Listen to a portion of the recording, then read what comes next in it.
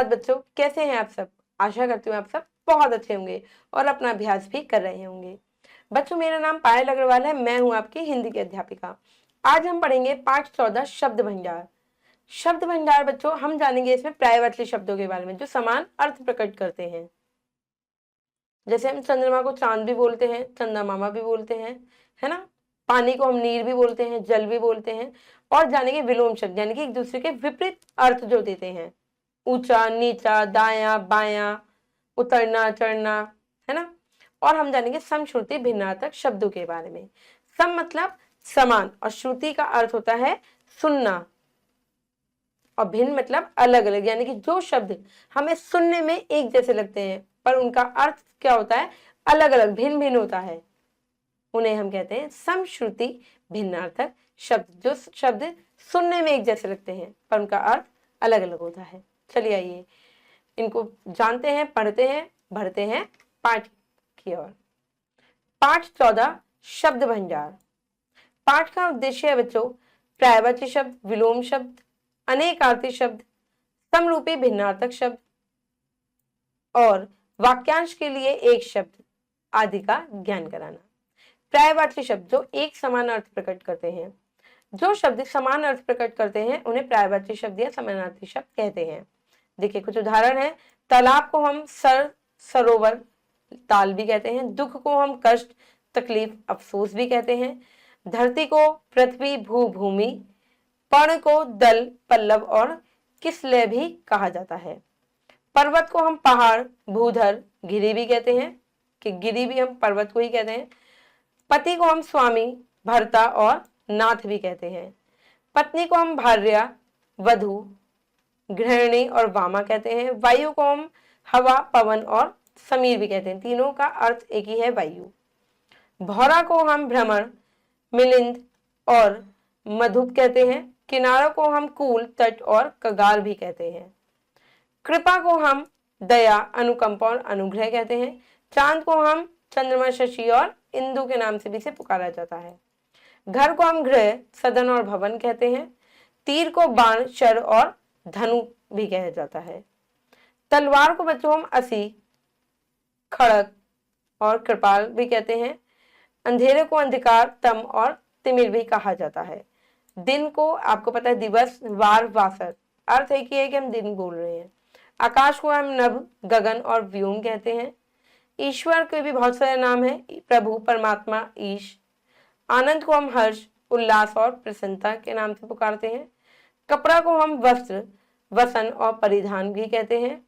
असुर को हम दैत्य, दानव और राक्षस भी कहा जाता है। आंख को बच्चों हम नेत्र, नयन और लोचन कहते हैं। इंद्र को शत्रुपति, सुरेश और देवराज के नाम से पुकारा जाता है। आग को बच्चों हम अग्नि, पावक और अनल, और दूध को हम दुग्ध, पेय और क्षीर भी कहते हैं।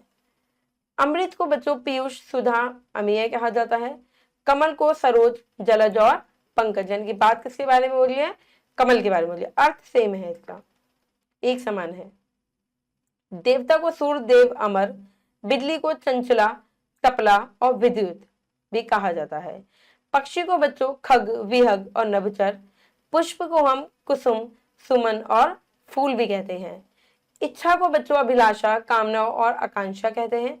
पुत्र को हम सुत, आत्मज और नंदन भी कहते हैं। सूर्य को हम सूरज, दिवाकर और भास्कर भी कहते हैं, इसको रवि भी कहा जाता है।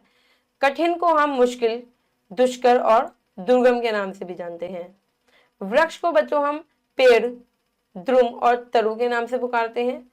निवेदन का अर्थ होता है अनुरोध, विनती और गुजारिश। ये समान अर्थ प्रकट करते हैं। चलिए बच्चों करते हैं अभ्यास। सही उत्तर पर सही का निशान लगाएंगे। समानार्थी शब्द क्या कहलाते हैं, पर्यायवाची शब्द। द्रुम का पर्यायवाची है वृक्ष। चलिए बच्चों आगे बढ़ते हैं, करते हैं। तीन तीन पर्यायवाची शब्द लिखिए। आनंद का बच्चों क्या हुई, प्रसन्नता, प्रसन्नता, हर्ष और उल्लास। भौरा का भ्रमण, भ्रमण, मधुकर, मधु, कर और अली। इच्छा को बच्चों कामना, कामना, चाहा कि हमें चाह है, इच्छा है, और अभिलाषा, अभिलाषा। बगीचा को बच्चों वाटिका, वाटिका, बाग और उद्यान, उद्यान। तीर को बच्चों बाण, बाण, शर और सायक, तीनों ही कहते हैं सायक। चलिए बच्चों आगे बढ़ते हैं। अब करेंगे हम विलोम शब्द जो एक दूसरे के विपरीत अर्थ बताते हैं। जो शब्द एक दूसरे के विपरीत अर्थ प्रस्तुत करते हैं उन्हें विपरीत अर्थक या विलोम शब्द कहते हैं। जैसे आप देखिए बच्चों कुछ उदाहरण हैं यहाँ पे। बाह्य आंतरिक, श्वेत श्याम, विधवा सधवा, भला बुरा, गुण दोष, शोक हर्ष। मितवई अपवई, शत्रु मित्र, ज्ञानी और मूर्ख। वैकल्पिक अनिवार्य, क्रय विक्रय, आदान प्रदान। स्वार्थ परमार्थ, इच्छा अनिच्छा, प्रेम और घृणा। गहरा उथला, उचित अनुचित, राग और द्वेष। उदय अस्त, उत्तीर्ण अनुत्तीर्ण, ह्रास दीर्घ, हास्य दीर्घ। अपना पराया, आशा निराशा, बलवान निर्बल। जड़ चेतन, एक अनेक, आधार निराधार, एक दूसरे के विपरीत अर्थ हैं, उल्टे अर्थ हैं। शांत उग्र, सम विषम, न्याय अन्याय, एक दूसरे के विपरीत हैं। अनुज अग्रज, एकता अनेकता, आदर निरादर। आगमन प्रस्थान, पाप पुण्य, धनी निर्धन। संतोष असंतोष, नया पुराना, हार जीत। चल अचल, प्रत्यक्ष परोक्ष, राग विराग। योग्य अयोग्य, प्रातः साय, सुबह शाम। वरदान शाप। आहार अनाहार, स्वामी सेवक, लाभ हानि। धर्म अधर्म, इहलोक परलोक, सच झूठ। दिन रात, उम्मीद ना उम्मीद, स्वदेश विदेश। सच्चरित दुष्चरित, सुपुत्र कुपुत्र, सरस और निरस, एक दूसरे के विपरीत अर्थ हैं, उल्टे अर्थ हैं। चलिए बच्चों करते हैं अभ्यास। दिए गए शब्दों के सही विलोम पर गोला लगाइए। निंदा का अर्थ होता है बच्चों स्तुति, प्रश्न का उत्तर, स्वतंत्र का परतंत्र, ज्ञान का अज्ञान और सरस का निरस।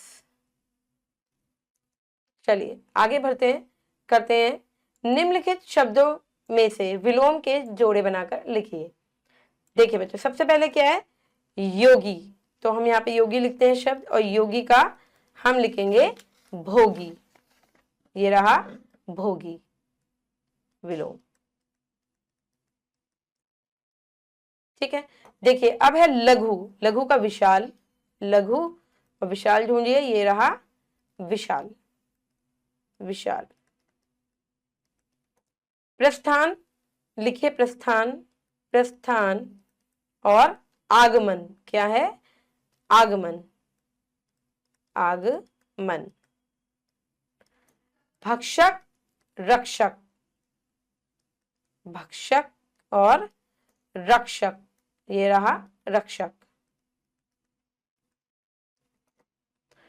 आयात निर्यात, पे लिख दीजिए आयात, और ये रहा निर्यात, निर्यात। उदय अस्त, उदय और अस्त ढूंढिए, ये रहा अस्त। निराशा आशा, यानी कि आशा निराशा, निराशा आशा।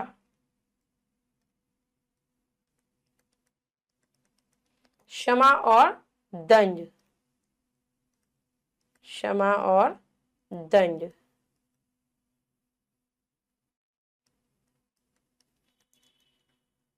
चलिए बच्चों अब हम करेंगे वाक्यांश के लिए एक शब्द, यानी कि बहुत बड़ा वाक्य ना बोल के हम छोटा सा वाक्य बोल जाए, यानी कि छोटा सा शब्द ही बोल जाए। ठीक है, मुझे जूते वाले के पास जाना जो जूते ठीक करता है, यानी कि मोची। ठीक है, जो खेती करता हो, किसान। बहुत बड़ा वाक्य ना लिखे, हमने एक शब्द से अपनी बात को पूरे कर दिया। ठीक है, चलिए, अनेक शब्दों अर्थात वाक्यांश के स्थान पर यदि हम एक शब्द का प्रयोग करें तो भाषा अच्छी और प्रभावशाली बन जाती है। यदि अधिक से अधिक बातों को कम से कम शब्दों में कहा जाए तो कहने वाला प्रशंसा का पात्र बनता है। कम बातों में अपनी बात को कहना, भाषा पर उसकी पकड़, उसका ज्ञान निखरता जाता है। देखिए कुछ उदाहरण है। जो अभी अभी पैदा हुआ हो, नवजात, नवजात शिशु कहते हैं ना, जिसके नीचे रेखा खींची हो, रेखांकित। छोटा भाई अनुज और बड़ा भाई अग्रज। जो कम खाता हो, अल्पाहारी। जो कड़वा बोलता हो, कटुभाषी। जो मीठा बोलता हो, मृदुभाषी। जो कम बोलता हो, अल्पभाषी। जो अधिक बोलता हो, वाचाल। जिसका आकार न हो, निराकार, उसका कोई आकार नहीं है। जिसका आकार हो, साकार। जिसमें रस न हो, निरस, कि उसमें कोई रस नहीं है, निरस है वो तो। जो कभी बूढ़ा न हो, अजर। जिसमें बल न हो, निर्बल। जो पढ़ा लिखा ना हो, अनपढ़। जिसके माता पिता न हो, अनाथ। जो दिखाई ना दे, अदृश्य, अदृश्य है, दिखाई नहीं दे रहा। जो ईश्वर को मानता हो, आस्तिक, वो बहुत आस्तिक है। अब पूरा वाक्य नहीं बोला मैंने, वो बहुत भगवान को मानता नहीं, वो बहुत आस्तिक है। अच्छा भी लगा और एक शब्द से मेरा काम हो गया। जो ईश्वर को न मानता हो, नास्तिक। प्रतिदिन होने वाला, दैनिक। सप्ताह में एक बार होने वाला, साप्ताहिक। 15 दिन में एक बार होने वाला, पाक्षिक। महीने में एक बार होने वाला, मासिक। और वर्ष में एक बार होने वाला, वार्षिक। जैसे वार्षिक परीक्षा होती है ना, ऐसे। चलिए बच्चों, अभ्यास करते हैं। वाक्यांश के लिए सही शब्द पर निशान लगाइए। चलिए, जिसमें रस न हो, नीरस।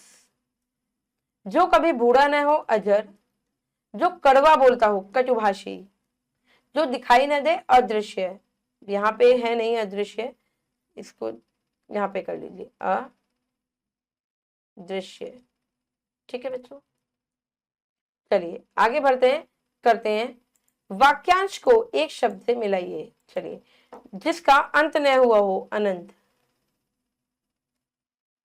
जिसका अंत न हो, अनंत। जो ईश्वर को मानता हो, आस्तिक। जो पढ़ा लिखा न हो, अनपढ़। और जिसमें बल ना हो, निर्बल। चलिए बच्चों, आगे बढ़ेंगे। अब हम करते हैं समरूपी भिन्नार्थक शब्द, जिसको समश्रुति भिन्नार्थक शब्द भी कहते हैं, जो सुनने में एक जैसे होते हैं पर उनके अर्थ अलग अलग होते हैं। समरूपी भिन्नार्थक शब्द। हमारी भाषा में अनेक शब्द ऐसे हैं जिनकी वर्तनी में अर्थ तो अलग है पर सुनने में एक जैसे लगते हैं। इन शब्दों का शुद्ध उच्चारण न करने पर हम न तो इन्हें सही लिख सकते हैं और न ही अर्थ में भेद कर सकते हैं, क्योंकि सुनने में एक जैसे लगते हैं बच्चों। समरूपी भिन्नार्थक शब्दों को हम अपने पाठों में खूब पाते हैं और दैनिक जीवन में भी इनका प्रयोग करते हैं, परंतु पहचान नहीं पाते। देखिए, अनल और अनिल। अनल का अर्थ है अग्नि और अनिल का अर्थ है वायु। अमूल, अमूल्य। अमूल का अर्थ है जिसकी जड़ न हो और अमूल्य का अर्थ हो जिसका मूल्य न हो। सुनने में एक जैसे ये शब्द। कड़ी, कढ़ी। कड़ी हो गया है जंजीर और कढ़ी हो गया है एक व्यंजन। कढ़ी बना लो, अड़ी, और अड़ की ध्वनि है इसमें। चित्त, चित्त। चित्त गिरना, नीचे पटकना, है ना। और चित्त का अर्थ होता है मन। आधता का अंतर है सिर्फ इसमें, देखिए। पढ़ना और पढ़ना, ड़ और अड़।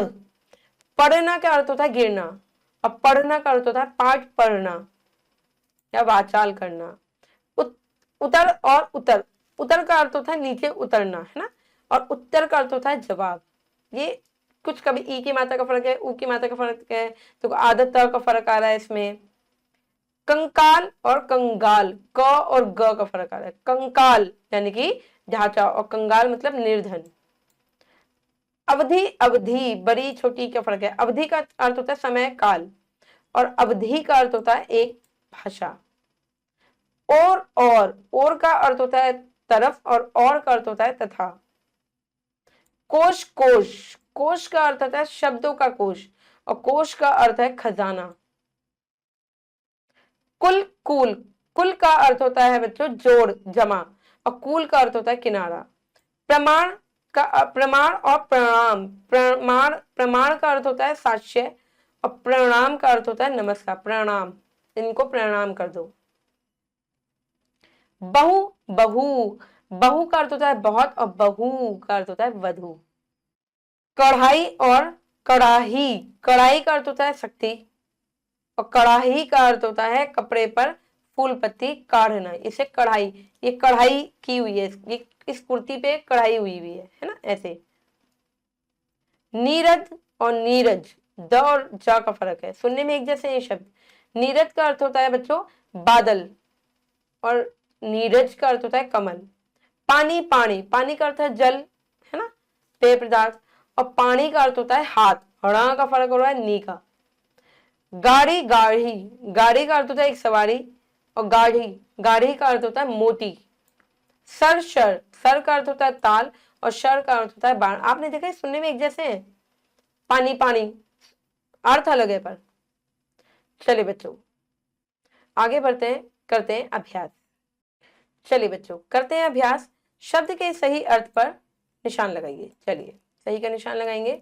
कोश का अर्थ होता है बच्चों शब्दों का कोश, और शर का अर्थ होता है बाण, और अवधि का अर्थ होता है एक भाषा।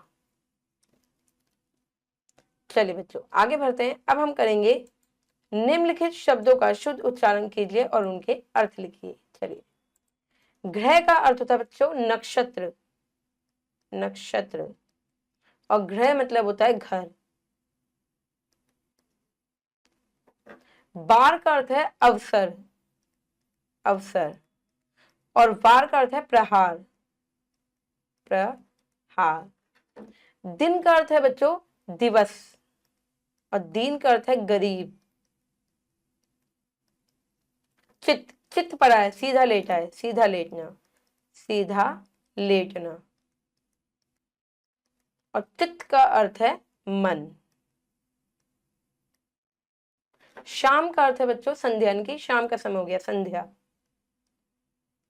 संध्या, और शाम का अर्थ है काला, कृष्ण जी काले थे ना, श्याम रंग।